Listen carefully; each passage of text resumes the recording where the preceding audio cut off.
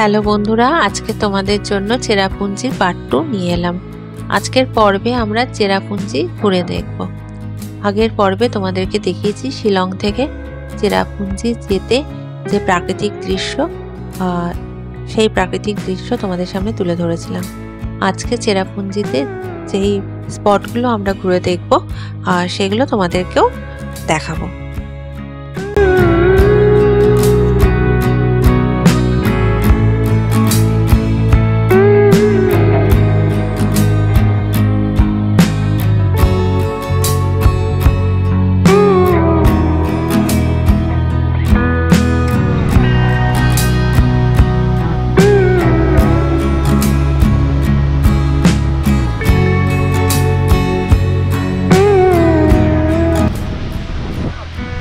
তিয়াংমাসি view point.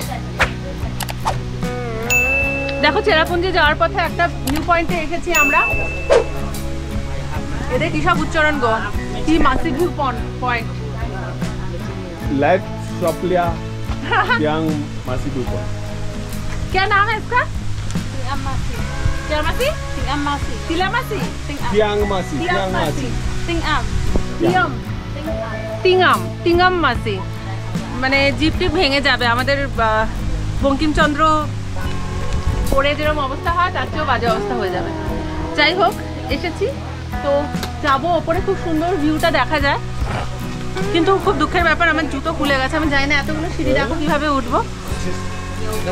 এগুলো হয় বলো ঘুরতে গেলে? আমার হাজবেন্ড আমার খুব বকে, কিন্তু এগুলো হয়, এগুলোই আনন্দ। এই ভিউ পয়েন্টে যেতে গেলে তোমাদের প্রচুর সিঁড়ি পেরিয়ে উঠতে হবে। প্রথমে টিকিট ঘর আছে, এখান থেকে টিকিট কালেক্ট করে তারপর ভেতরে যেতে হবে। আমার জুতো ছিঁড়ে গেছিলো বলে আমি পুরো ওপরের ভিউ পয়েন্ট অবধি যাইনি, তবে আমি এর আগেও একবার এসেছি চেরাপুঞ্জিতে। তখন কিন্তু আমি পুরো ঘুরেছিলাম, পুরোটাই ঘুরে দেখেছিলাম, তাই জন্য আমার অতটা খারাপ লাগেনি। এবার তাই আর উঠিনি। প্রচুর সিঁড়ি, আর এই সিঁড়িগুলো দিয়ে একদম ওপরে যদি উঠে পড়ো অপূর্ব প্রাকৃতিক দৃশ্য তোমরা দেখতে পাবে এবং খুব সুন্দর একটা ভিউ পাবে। পুরো চেরাপুঞ্জির একটা দিকের পুরো সুন্দর ভিউটা পাবে। দেখো, একটা দিক হচ্ছে রাস্তার দিকটা, এঁকে বেঁকে কীভাবে রাস্তাটা গেছে সেটা, আর এদিকে পাহাড়, ঝর্ণা, আর এখানে এরকম একটা লেক মতো রয়েছে, ঝর্ণা মানে জল এসে পড়ছে। এমনভাবে দেখো ভেতরে এই লেকটা রয়েছে, আর এমনভাবে এই ভিউ পয়েন্টগুলো তৈরি। বেশিরভাগ চেরাপুঞ্জির ভিউ পয়েন্টে একই রকমভাবে সিঁড়ি তৈরি করা হয়েছে, যে একদম ওপর থেকে নিচে সমস্ত দিকে যাওয়া যায়। খুব সুন্দর ব্যবস্থা। যদি পায়ে হেঁটে তোমরা যেতে পারো, তোমাদের যদি সেই অসুবিধা না হয় যে খুব পা ব্যথা করছে বা সেরকম অতটা হাঁটবো না, যাবো না, পাহাড়ি পথে একটু কষ্ট, এই ব্যাপারগুলোকে যদি তোমরা এক পাশে রেখে যেতে পারো তাহলে তোমরা পুরোটা ঘুরে দেখতে পারবে আর খুব সুন্দর ভিউ পাবে।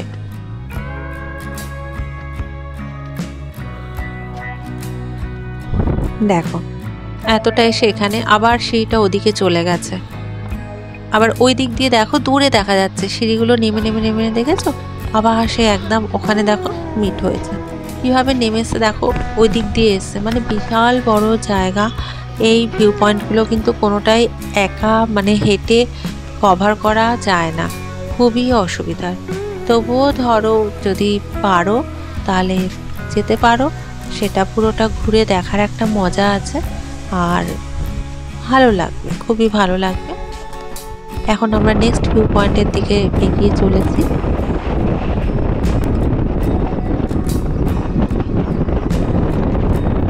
পথের দুপাশে প্রাকৃতিক দৃশ্য খুব সুন্দর।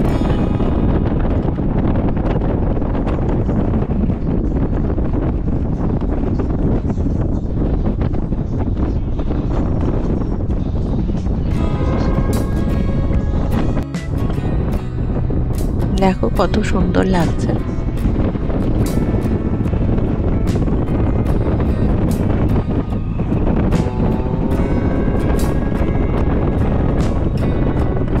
যত চেরাপুঞ্জির দিকে ভেতর দিকে যাবে বা যত এগিয়ে যাবে মনে হবে মেঘগুলো যেন একদম উড়ে উড়ে এসে পড়ছে। ফাঁকা জায়গা, এরকম কিছু জনবসতি এলাকা পাবে, তারপর আবার ধুধু প্রান্তর।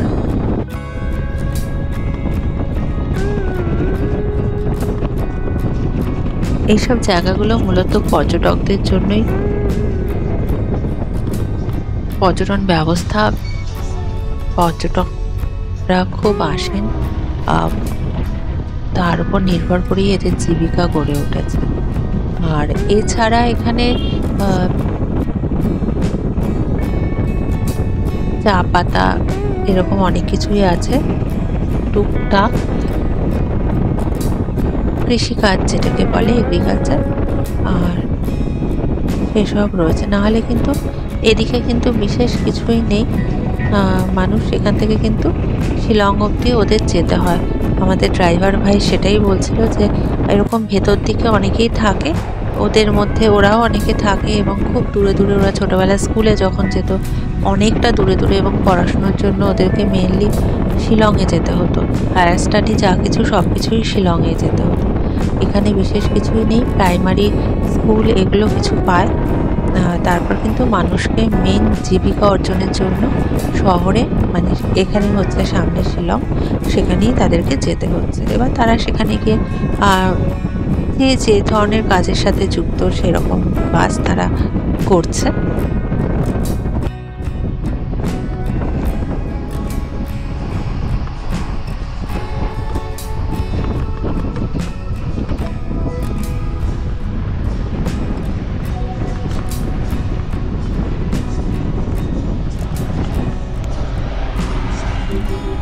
এখন কিন্তু চেরাপুঞ্জিতেও অনেক রিসর্ট হোটেল রয়েছে, তোমরা সেখানে থাকতে চাইলে সেখানেও থাকতে পারো।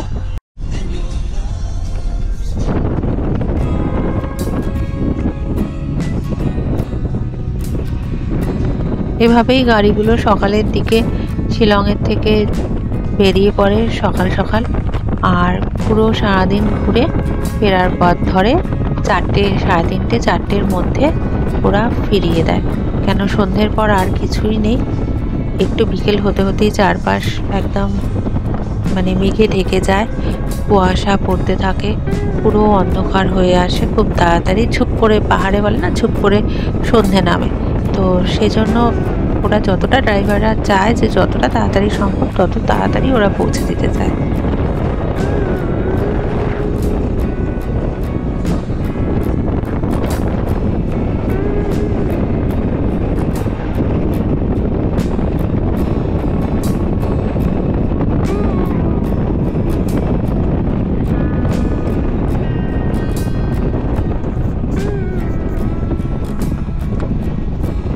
দেখো এখানে বোঝা যাচ্ছে মেঘ যেন উড়ে যাচ্ছে, এই যে ধোয়া ধোয়া মতো দেখছো এটাই কিন্তু মেঘ।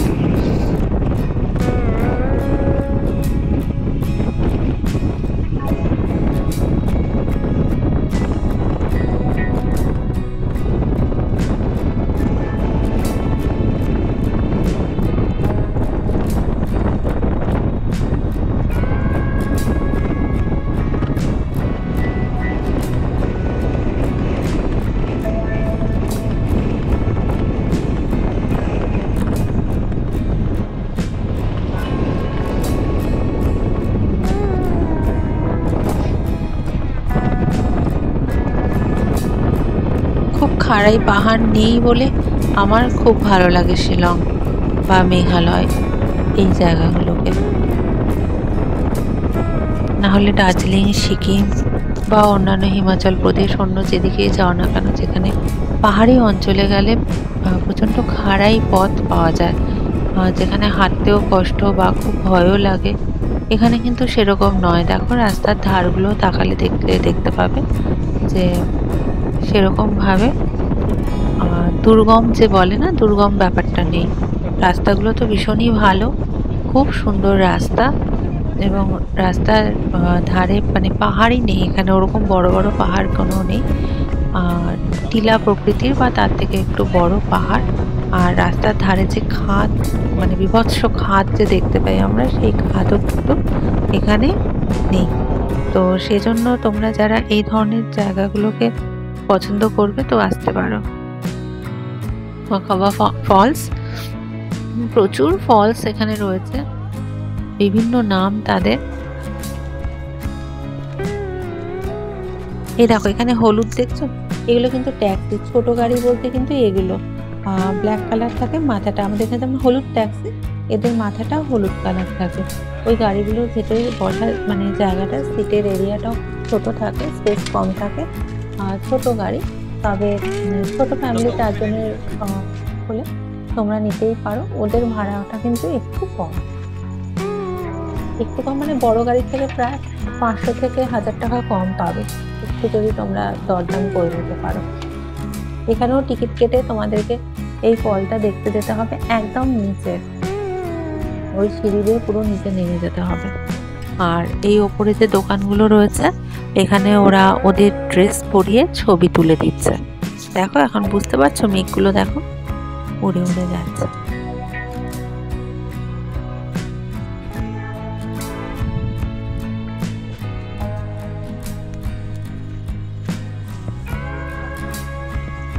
এখানে এর সাথেও কিছু, পাশের যে দোকানটা দেখছো ওখানে কিছু শীতের জামা কাপড়, ওদের এখানকার কিছু জাঙ্ক জুয়েলারি এসব বিক্রি হচ্ছিল।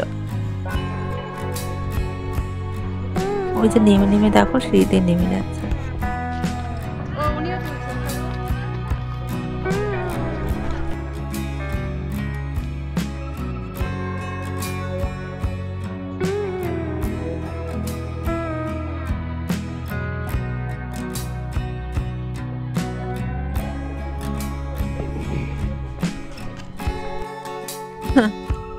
আমার ছোট্ট মেয়েটাকেও একটু সাজিয়ে গুছিয়ে ফটো তুললাম। ওরাই ফটো তুলে দিচ্ছে, সাথে সাথে তোমাকে ফটো দিয়ে দেবে। চোখটা কালো হয়।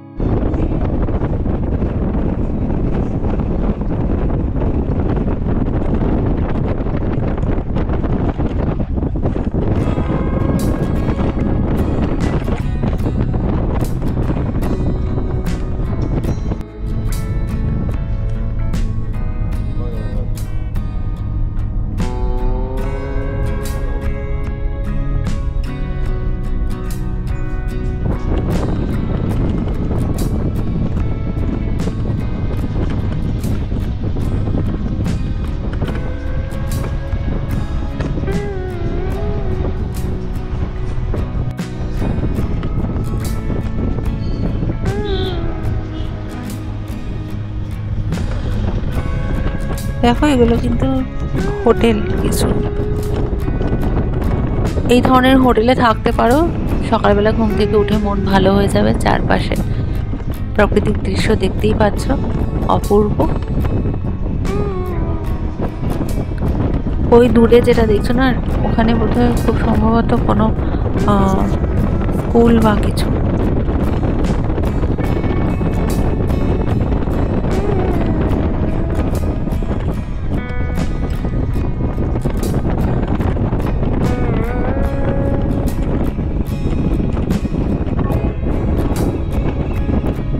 জনসংখ্যা যে হারে বাড়ছে, কতদিন এই জায়গাগুলো এরকম ফাঁকা পড়ে থাকবে জানি না, হয়তো বছর 5 পরে এলেই অনেক অন্যরকম দেখতে পাবে।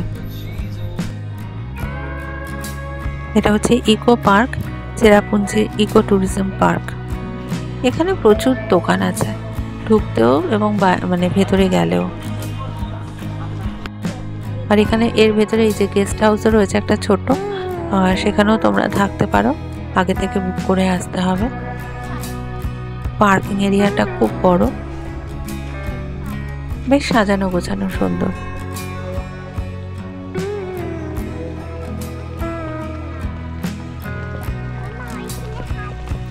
প্রকৃতির নিজস্বতাকে খুব একটা পরিবর্তন করতে হয় না এখানে পার্ক বানাতে গেলে। দেখো ভেতরে গেলেই বুঝতে পারবে, খুব বেশি পরিবর্তন কিছুই করতে হয়নি। ওরা যেটা ম্যাক্সিমাম জায়গায় করেছে, জায়গাটাকে জুড়ে দিয়েছে। মানে সিঁড়ি বানিয়ে বা রাস্তা করে পুরো ঘুরে দেখে আবার একটা দিক দিয়ে আসতে পারবে, বা সব দিকের সাথে সব দিকটাকে কানেক্ট করা, বা ভেতরে ধরো ছোট এরকম লেক রয়েছে তার উপর এরকম ব্রিজ করে দেওয়া, এটাই করেছে। দেখো গাছপালা এগুলো কিন্তু কেটে কুটে অন্য কিছু করেনি। এই ডাস্টবিন বসিয়ে দিয়েছে, বাচ্চাদের জন্য কিছু খেলনার, এই যে দেখতে পাচ্ছ দোলনা, স্লিপ, যেগুলো সব জায়গায় থাকে খুব নর্মাল, সেই জিনিসগুলোই ওরা বসিয়েছে। এক্সট্রা কিছু যে সাজানো গোছানো সেটা নয়, খুবই সিম্পল কিন্তু খুবই ভালো লাগে।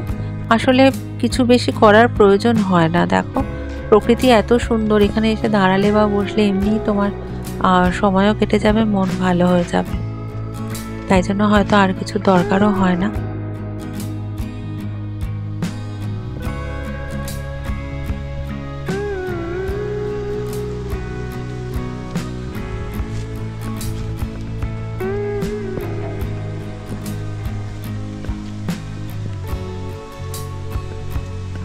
ওই দেখো জল পড়ছে, প্রচুর ঝর্ণা এখানে,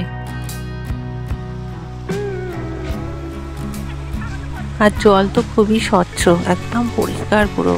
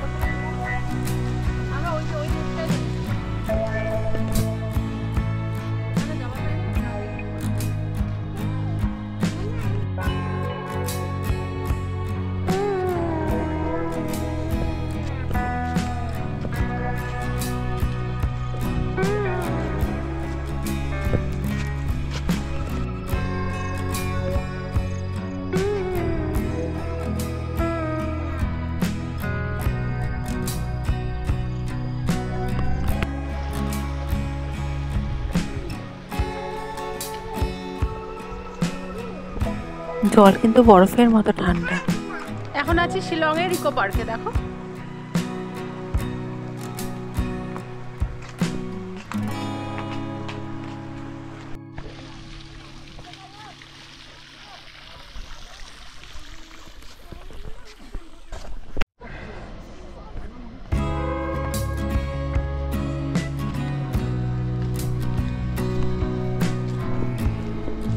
সেভেন সিস্টার ফলস, 7টা ঝর্ণা, তো তাই পরপর 7টা ঝর্ণা, কুয়াশা না থাকলে খুব সুন্দরভাবে দেখা যায়। এখনো একটু আবছা আবছা লাগছে কিন্তু ভীষণ পরিষ্কারভাবে দেখা যায় যদি পরিষ্কার আকাশ থাকে। পরপর 7টা ঝর্ণা বলি এর নাম সেভেন সিস্টার ফলস।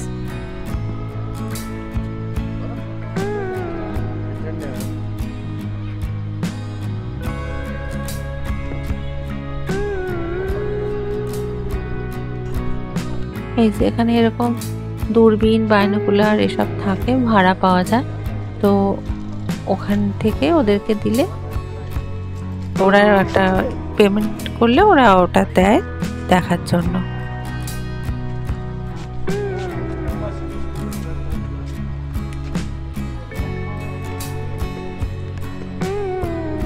ওই নিচে নিচে কিন্তু পাহাড়ি গ্রাম রয়েছে, জানো তো, একদম নিচে।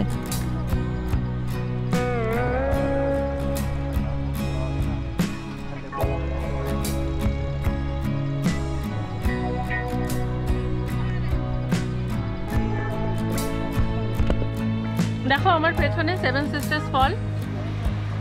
আজকে প্রচন্ড কুয়াশা, তাই জন্য দেখা যাচ্ছে না ঠিক মতো।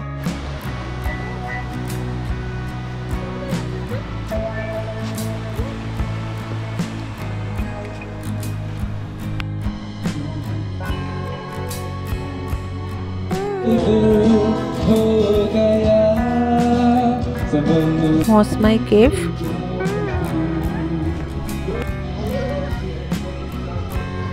এই কেভ হচ্ছে একদিক দিয়ে ঢুকে অন্য দিক দিয়ে বেরোনো যায়, তো এরকম গুহার রাস্তাটা কিন্তু বিশাল বড়, একা একা ঢুকলে রীতিমতো গা ছমছম করে।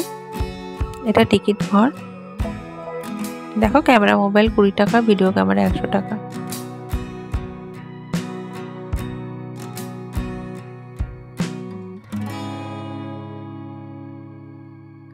এবার এই সিঁড়িগুলো দিয়ে একদম ওপরে উঠে গেলে তারপর তোমরা গুহার মুখ পাবে।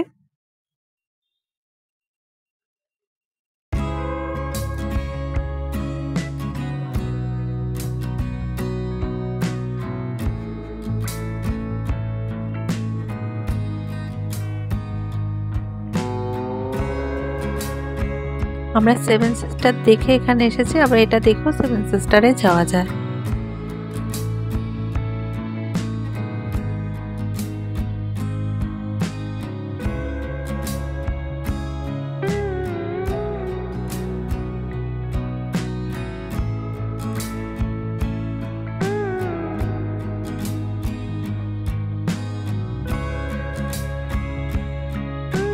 দেখো ভেতরটা কিরম, পুরো গা ছমছমে, আর নিচে জল, পুরো ওই উপর থেকে টুকটুক করে জল পড়ছে।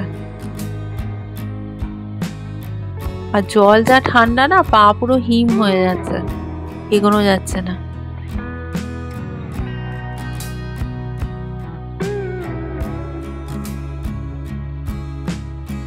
দেখেছো, এঁকে বেঁকে মাথা নিচু করে আধা ভিজে তবে বেরোতে হবে।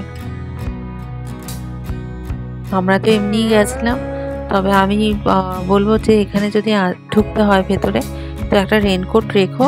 ঠান্ডা ওই জলগুলো যখন টপটপ করে মাথায় পড়ে, পায়ে লাগে ভীষণ কিরকম, বাপরে বাপ ঠান্ডা, বেশ কষ্ট হয়। তবে অ্যাডভেঞ্চার আছে, যারা খুব অ্যাডভেঞ্চার পছন্দ করো তাদের খুব ভালো লাগবে। আমার মোটেই খুব একটা ভালো লাগেনি। দেখো সবাই এগিয়ে চলেছে, সেই গেছি, কিন্তু আমার কেন ভালো লাগেনি, আমার শুধু মনে হয় বাবারে প্রচুর এখানে যদি সাপ বা এসব কিছু থেকে থাকে খুব ভয় লাগে। অন্ধকার একেই, তারপর দেখো কিরকম রাস্তার অবস্থা।